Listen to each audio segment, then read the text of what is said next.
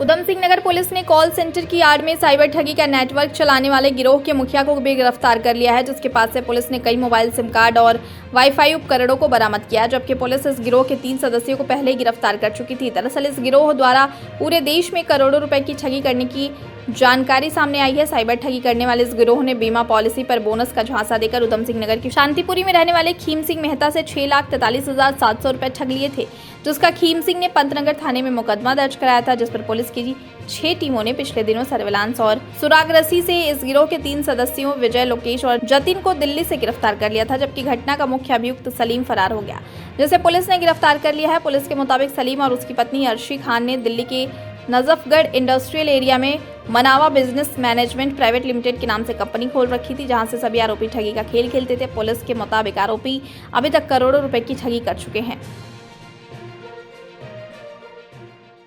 एक माननीय सीएम साहब का निर्देश रहता है कि अपराध मुक्त और भय मुक्त उत्तराखंड बनाना है। डीजीपी साहब और आईजी साहब का यही निर्देश रहता है। इसके तहत हमने ना साइबर क्राइम्स के अनावरण के लिए टास्क फोर्स बनाए थे, जिसमें सीओ ऑपरेशंस, एसपी सिटी और एसपी क्राइम को मैंने निर्देश दिया था कि कुछ साइबर क्राइम को पकड़िए और उसको जड़ तक जाना है।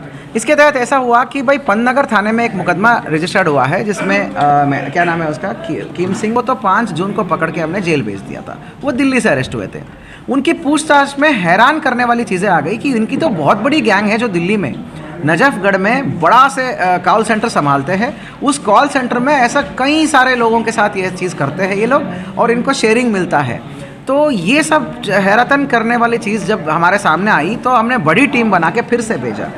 तो जब फिर से भेजा तो वहाँ पे नजफगढ़ में ये जो कॉल सेंटर चलाता था, ये सरगना पे भी हमने अरेस्ट किया। उसका नाम है सलीम है। वो बेसिकली पंजाबी बाग का रहने वाला है, 40 इयर्स का एज का है, शातिर क्रिमिनल है। वो पिछले कई सालों से कॉल सेंटर चलाता है, लेकिन कॉल सेंटर तो इसका फ्रंट है। एक छोटा सा इंश्योरेंस कंपनी के साथ उसने डील कर रखा है और थोड़ा सा लैंडलाइंस रखा है, बट एक्चुअल में क्या है, इसके साथ कई एम्प्लॉइज़ है। उसके पास जॉइनिंग किट्स भी है और फर्जी सिम कार्ड्स है, फर्जी लैंडलाइंस है, फर्जी फ़ोन्स है, मोबाइल फ़ोन्स है जो अलग अलग अननोन नंबर से जुड़ा हुआ है। बेसिकली 2 नंबर के बोल सकते हैं ना, फर्जी सिम्स, फर्जी फ़ोन्स और फर्जी लैंडलाइंस और फर्जी खाते भी रखा है।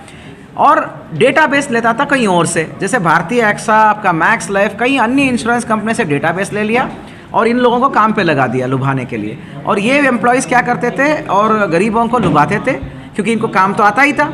और इनका बोनस हो गया, किसी का ऐसा हो गया वैसा हो गया करके, बोनस लैप्स हो जाएगा करके लुभाते लुभाते उनको ये फर्जी अकाउंटों में पैसा ट्रांसफ़र करते थे और ये पूरा फ्रॉड करते थे। और फ्रॉड का पैसा परसेंटेज के हिसाब से बढ़ता था, मालिक को ज़्यादा परसेंटेज और इनको कम परसेंटेज। तो इस प्रकार का व्यवस्थित जमतारा टाइप पूरी गैंग का हमने पर्दाफाश किया है। उत्तराखंड के इतिहास में पहली बार हमने ऐसा किया कि दिल्ली में जो कॉल सेंटर संचालित हो रहे हैं उसको जाके हमने अरेस्ट किया है। संपूर्ण कॉल सेंटर की पूरी इंफ्रास्ट्रक्चर का भांडाफोड़ किया है।